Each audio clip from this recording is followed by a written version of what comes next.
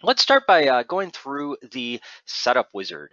You may find the setup wizard from within your Vendio account by going to My Vendio in the menu at the top, and then click on My Vendio Handmade.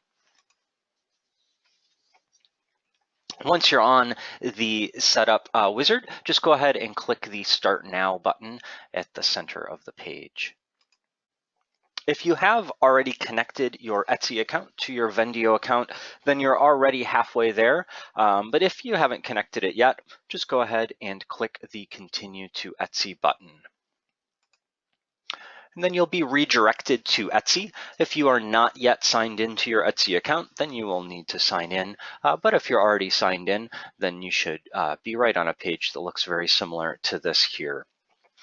This page on Etsy is just letting you know that Vendio is asking to connect to your Etsy account, and it also lets you know what information and permissions Vendio has once those accounts have been connected.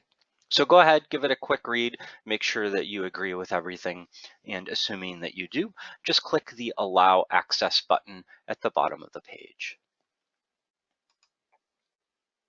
All right, you have now connected your Etsy account to your Vendio account. It's that simple.